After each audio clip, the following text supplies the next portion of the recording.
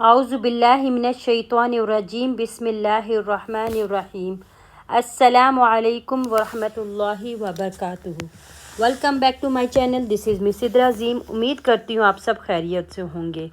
आज की वीडियो में हम डिस्कस करने लगे हैं एक्सरसाइज 1.2 यूनिट नंबर 1, जो कि है रियल नंबर सिस्टम। ठीक है, कंटैब पब्लिशर का है। और यहाँ पर आज हमारे पास 1.2 में मेन जो चीज़ है वो है प्रॉपर्टीज़ ऑफ रियल नंबर्स। ठीक है, अच्छा, यहाँ पे ये बात समझना बहुत ज़रूरी है कि जो प्रॉपर्टीज़ ऑफ रियल नंबर्स है उस ये यहाँ पर ये बेसिकली हमारे पर कब अप्लाई होगा और कहाँ और किधर कैसे हमने करना है। यहाँ पर मैंने लिखने की बजाय बहुत ज़्यादा टाइम वेस्ट होना था, तो मैंने क्या किया कि बुक्स की स्क्रीनशॉट्स लेके मैंने यहाँ पर ये लगा दी। जैसे कि आप देख रहे हैं कि एक है प्रॉपर्टीज़ ऑफ रियल नंबर्स। ठीक है, properties of real numbers. Next page पे जाएं तो आपके पास आ जाएगा properties of equality of real numbers, जिसमें आपके पास ये काफ़ी सारे हैं। उसके बाद properties of inequality of real numbers, फिर properties of inequality of real numbers. Means के मैंने एक एक पेज पे उसी के ही लिख दिए हैं। ठीक है, जैसे कि ये प्रॉपर्टीज़ ऑफ रियल नंबर्स लिखे हैं मैंने यहाँ पर। ठीक है, यहाँ पर मैंने पेस्ट किया है।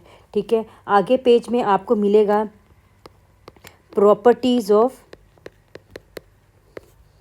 Equality of real numbers. ठीक है, इक्वालिटी ऑफ रियल नंबर्स। ठीक है, ये आपको इस पेज पे ये मिलेंगी प्रॉपर्टीज़। ठीक है, ये वाली प्रॉपर्टीज़ मिलेंगी। और नेक्स्ट पेज पे आपको मिलेंगी प्रॉपर्टीज़ ऑफ इनइक्वालिटी। ठीक है, प्रॉपर्टीज़ ऑफ इनइक्वालिटी किसकी? ऑफ रियल नंबर्स, जो कि ये चैप्टर हमारे पास बेसिकली है। ठीक है, इसमें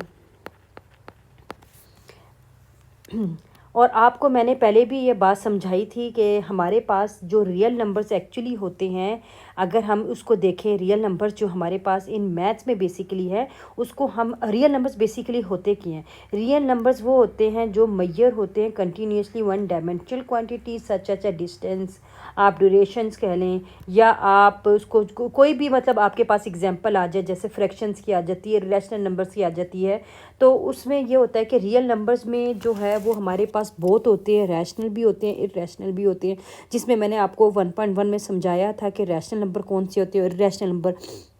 रैशनल नंबर जो होते हैं वो हमारे पास इंटीजर सिंपल होते हैं, जैसे -1, -1, -2, -1, 0, 1, 2। ठीक है, इरैशनल नंबर्स कौन से होंगे हमारे पास यहाँ पे? जो कि √3 होता है, जैसे 22/7 होता है, जो फ्रैक्शंस में होते हैं। ठीक है, ये बातें मैंने आपको समझाई हुई ऑलरेडी।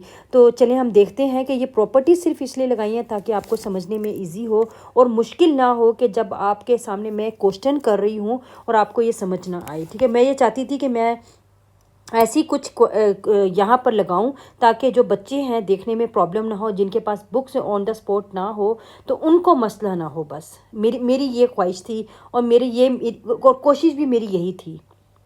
ठीक है, तो चले देखते हैं आज हम पार्ट 1, क्वेश्चन नंबर 1 का पार्ट 1 देखते हैं कि हमारे पास क्या है इस वक्त। x + 9 = 9 + x। ठीक है, अब हमने ये देखना है कि ये प्रॉपर्टी हमारी कौन सी है। अगर ये देखा जाए तो हम पीछे चलते हैं और पीछे जाके देखते हैं कि हमारे पास ये प्रॉपर्टी कौन सी है, x + 9। और अगर देखा जाए तो ये रही, और ये प्रॉपर्टी कौन सी है? क्युमुलेटिव। अच्छा, अब ये क्युमुलेटिव प्रॉपर्टी तो है, क्युमुलेटिव प्रॉपर्टी तो है, लेकिन विद रिस्पेक्ट टू किसकी हुई? अब आप अगर ये कॉलम देखें, एक कॉलम एडिशन का है और एक कॉलम मल्टीप्लिकेशन का है, तो हम लिखेंगे क्युमुलेटिव प्रॉपर्टी ऑफ किसकी? एडिशन की। अगर वो ये होता मेरे पास तो मैं लिखती क्युमुलेटिव प्रॉपर्टी ऑफ मल्टीप्लिकेशन। ठीक है, इसी वजह से यहाँ पर मैंने तस्वीर लगाई थी ताकि आप लोगों को इजीली मैं ये इस तरह से समझा सकूँ। तो यहाँ पे बस लिख देंगे हम क्युमुलेटिव प्रॉपर्टी ऑफ एडिशन। ठीक है, अब सेकंड पार्ट में हम देखते हैं। सेकंड पार्ट में हमारे पास ये क्या है, ये कौन सी प्रॉपर्टी है? ये प्रॉपर्टी हमारे पास सिंपल वे में आ जाती है, ये वाली प्रॉपर्टी डिस्ट्रीब्यूटिव प्रॉपर्टी है। ठीक है, ये सिंपल वे में आ जाती है, डिस्ट्रीब्यूटिव प्रॉपर्टी ऑफ मल्टीप्लिकेशन भी है, ठीक है, मल्टीप्लिकेशन, पहले मल्टीप्लिकेशन हो रही ना, अगर आप लेफ्ट हैंड साइड पे देखें, ओवर एडिशन, क्योंकि राइट हैंड साइड पे हमारे पास एडिशन है, ठीक है। डिस्ट्रीब्यूट प्रॉपर्टी ऑफ मल्टीप्लिकेशन, ये मल्टीप्लिकेशन हो रही है और साथ में ओवर एडिशन पे हो रहा है, ठीक है, ये इसलिए ऐसे लिखा है हमने। अब हमारे पास x plus y plus 3, x plus y plus 3।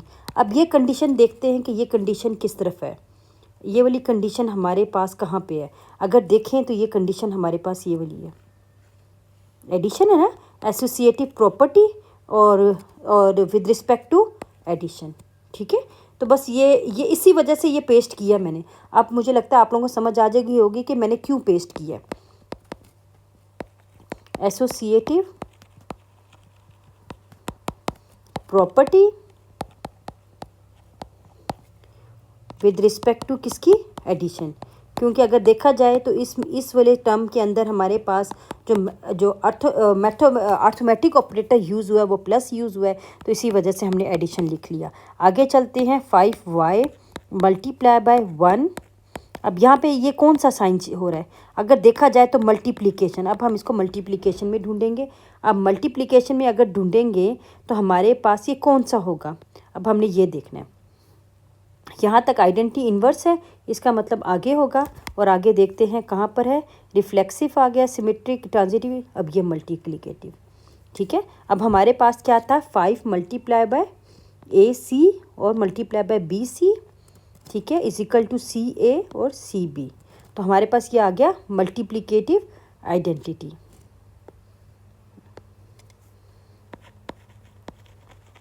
Multiplicative identity, ठीक है। अगर यहाँ पर भी हम देखें, यहाँ पर फॉर एग्जांपल मैं अगर आपको ये कह दूँ कि मल्टीप्लिकेटिव आइडेंटिटी देखें तो ये भी हो सकता है, क्यों, क्योंकि ये मल्टीप्लिकेटिव आइडेंटिटी है, ठीक है, ये वाली भी है इसमें, अंडरस्टूड। चलिए अब हमारे पास आ जाता है फिफ्थ पार्ट। फिफ्थ पार्ट में भी हम देखते हैं XYZ और X इंटू YZ। अब ये देखते हैं यहाँ पर क्या है, ये किधर है, ये मैं इरेज कर देती हूँ सारी, ये तो आपको समझ आ गई है। अब ये हमारे पास कौन सी है, XYZ, ठीक है, और XYZ, ये देखें, तो ये कौन सी होगी, associative property with respect to किस पे, मल्टीप्लिकेटिव, ऐसे ही है ना। तो यहाँ हम लिख देंगे सॉल्यूशन में associative with respect to multiplicative, multiplication लिख लें, ठीक है, मल्टीप्लिकेशन। 7 पार्ट देखते हैं। 7 पार्ट में क्या है, x plus 5, 7 plus x plus 5 multiply by 7। अब आपके सामने दो आ गए हमारे पास, एक हमारे पास एडिशन भी इस्तेमाल हो रहा है और एक हमारे पास मल्टीप्लिकेशन भी हो रहा है। अब हमने ये देखना है कि ये जब हमारे पास एडिशन मल्टीप्लिकेशन आपस में मल्टीप्लाई हो रहा है तो हम तब हमारे पास ये वाली प्रॉपर्टी होती है डिस्ट्रीब्यूटिव प्रॉपर्टी ऑफ मल्टीप्लिकेशन, ठीक है, क्योंकि सबसे पहले अगर आप देखें तो यहाँ पे मल्टीप्लिकेशन हो रहा है ना, उसके बाद किसी और के दरमियान में जाके एडिशन हो रहा है, ठीक है, लेकिन सबसे पहले क्या हो रहा है, मल्टीप्लिकेशन। स्पेलिंग थोड़ी सी गलत हो गई है,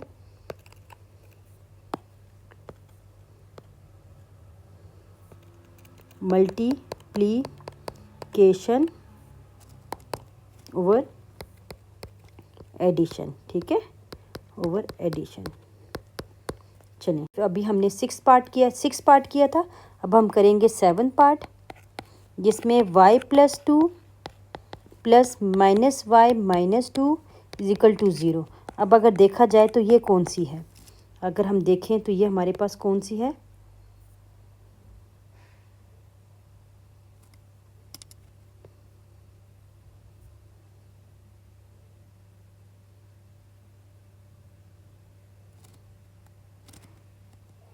जिसमें नेगेटिव हो, मैं वो आपको दिखा रही हूँ। ये देखें, ये है ये वाली कौन सी, इन्वर्स, लेकिन कौन सा, एडिशन। ठीक है, तो हम क्या लिखेंगे यहाँ पर, एडिटिव इन्वर्स। ठीक है, आई होप कि आपको ये बहुत अच्छी तरह समझ आई होगी, क्योंकि मेरी कोशिश थी कि मैं आपको बहुत अच्छे तरीके से ये बात समझाऊं, और मुझे लगता है कि आपको समझ आ गई है। तो चलें चलते हैं अब हम अपने क्वेश्चन नंबर 2 की तरफ, जो कि है क्वेश्चन नंबर 2। मैंने ऑलरेडी करके पेस्ट कर देती हूँ यहाँ पर। Match the number sentences in column A with the corresponding properties of equality और inequality for real numbers in column B.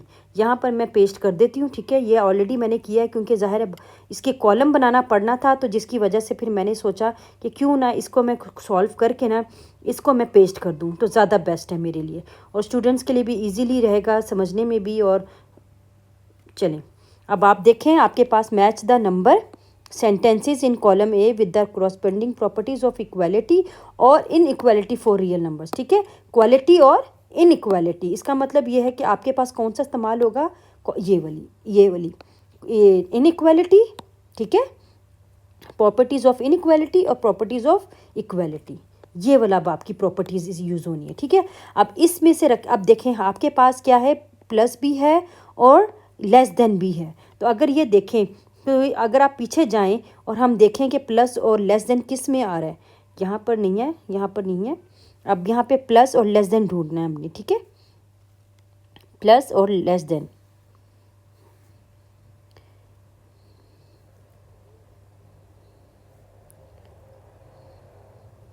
तो 8 + 2 10, 10 लेस देन ये बी, और 14 less than 20, and then 8 + 2 10 less than, मतलब ए लेस देन सी। तो ये कौन सी होगी, ट्रांजिटिव प्रॉपर्टी ऑफ इनइक्वालिटी। कौन सी, ट्रांजिटिव प्रॉपर्टी ऑफ इनइक्वालिटी। तो आपके सामने देख लें मैंने किसके साथ मैच किया है, ट्रांजिटिव प्रॉपर्टी ऑफ इनइक्वालिटी। ठीक है, इस तरह से बस आपने सिलेक्ट करनी है, और सिलेक्ट करके आपने ये सॉल्व करनी है। इसमें और कोई मुश्किल नहीं है। एक और पार्ट कर लेती हूँ आपके सामने, ये दूसरा पार्ट देखते हैं। दूसरे पार्ट में हमारे पास ये पे m-n less than p + q।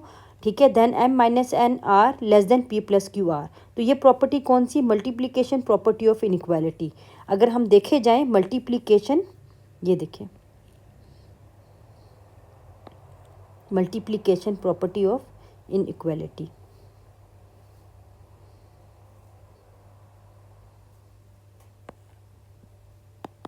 ये वाला। ठीक है, तो बस आपने चार्ट में देखना है और चार्ट में देख के उसके साथ मैच कर लेना है। ठीक है, तो ये आपका क्वेश्चन नंबर 2 भी हो गया। अब हम देखते हैं अपने क्वेश्चन नंबर 3 की तरफ। तो क्वेश्चन नंबर 3 हमारे पास इस वक्त मौजूद है, वो भी मैंने ऑलरेडी सॉल्व करके मैं अपलोड कर देती हूँ। ठीक है, वो भी उसकी भी मैंने स्क्रीनशॉट लेके मैंने जो है ना रखा हुआ है, ताकि मेरे लिए ईजी हो और बच्चों को समझाने में भी, और बच्चे भी इस चीज़ को आसानी से समझ लें।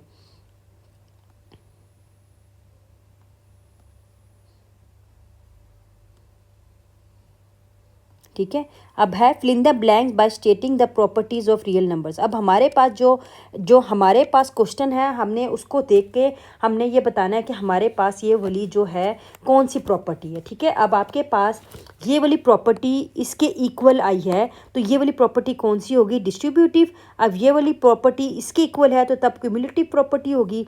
ये वाली प्रॉपर्टी इसके इक्वल होगी तो एडिटिव इन्वर्स होगा, और ये वाली प्रॉपर्टी होगी तो एडिटिव। अगर ये मैं आपको पीछे प्रॉपर्टीज़ में चेक भी करवाऊँ तो आप देख लें। अब जैसे आपके पास ये है a + b, a - b। ठीक है, और इज इक्वल टू यहाँ पर a - b और प्लस c। तो ये अब आप पीछे हम चेक करते हैं कि ये क्यूमुलेटिव प्रॉपर्टी कौन सी है। अगर देखा जाए तो ये मैं आपको दिखाती हूँ, क्यूमुलेटिव प्रॉपर्टी ऑफ एडिशन। ये देखें, क्यूमुलेटिव प्रॉपर्टी ऑफ एडिशन। ये देखें, आई समझ आपको। इसी तरह ही हमने जो है ना आगे बस करना है, और कुछ भी नहीं है यहाँ पर बेटा ज़्यादा। सिर्फ आपको once you will understand you will solve this question. ठीक है, इसी तरह हमारे पास क्वेश्चन नंबर 4 आ जाता है।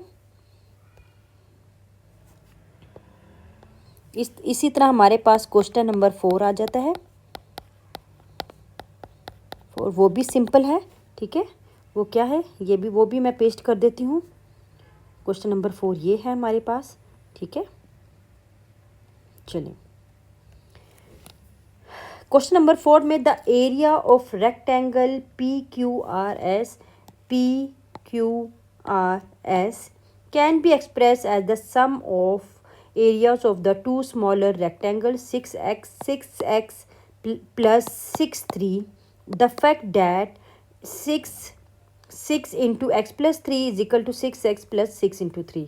अब आपके सामने ये वाली प्रॉपर्टी हमने बतानी थी कौन सी है, और अभी मैंने आपको ये बात बताई थी कि जिस प्रॉपर्टी के अंदर हमारे पास मल्टीप्लिकेशन, एडिशन का और मल्टीप्लिकेशन का साइन मौजूद होगा तो वो हमारी प्रॉपर्टी होती है डिस्ट्रीब्यूटिव। अगर हम पीछे भी देखें तो मैं आपको यहाँ पर दिखाना चाह रही हूँ कि ये वाली जब हमने पार्ट किया था, मैंने आपको बताया था कि जब मल्टीप्लिकेशन का हो रहा हो और साथ में प्लस का हो रहा हो तो हमारे पास डिस्ट्रीब्यूटिव प्रॉपर्टी होती है। तो इसी तरह ये वाली प्रॉपर्टी भी कहलाएगी distributive property. Do you understand? तो यहाँ हमारा ये एक्सरसाइज 1.2 फिनिश होती है और हमारी कंप्लीट हो गई अल्हम्दुलिल्लाह। इसी तरह इंशाल्लाह हम बाकी एक्सरसाइजेस भी करेंगे, और मुझे बहुत ज़्यादा उम्मीद है कि आप लोग जो है ना मुझे बहुत अच्छा रिस्पांस भी देंगे इस बात पर कि अल्हम्दुलिल्लाह हमने काफ़ी अच्छे तरीके से ये भी एक्सरसाइज को ख़त्म किया है। जाते जाते मैं आपको एक बात बताना चाहती हूँ, इस चीज़ को समझें कि ये जो हमारी एक्सरसाइज है, एक्सरसाइज 1.2, इस चीज़ के इसके कुछ थोड़े से पॉइंट जो समझाना चाहती हूँ कि ये है बहुत ज़्यादा वेरी वेरी इम्पोर्टेंट, ठीक है। इस चीज़ को आप लोगों ने अपने जहन में रखना है। This is the very important exercise, ठीक है, और एग्ज़ाम के पॉइंट ऑफ व्यू से भी। अच्छा, यहाँ पर सबसे पहले बात यह है कि अगर आपको कोई भी बात अगर नहीं भी समझ आती तो प्लीज़ आप feel free to ask any question related to the lecture in the comment box, ठीक है। और इसको प्रैक्टिस करें, practice them again and again, ठीक है। ये क्यों, इसलिए क्योंकि ये एक्सरसाइज ही इतनी इम्पोर्टेंट है और मैं चाहती हूँ कि आप लोग जो है ना इसको बहुत अच्छी तरह से समझें, और मैं आप लोगों की बहुत शुक्रगुजार हूँ। आज मैं यहाँ पर आप लोगों के लिए लिख रही हूँ थैंक यू, बहुत शुक्रिया। इंशाल्लाह फिर एक और नई वीडियो के साथ मिलेंगे जिसमें हम नई एक्सरसाइज करेंगे। तब तक के लिए अल्लाह हाफिज़, फ़ी इमानुल्लाह।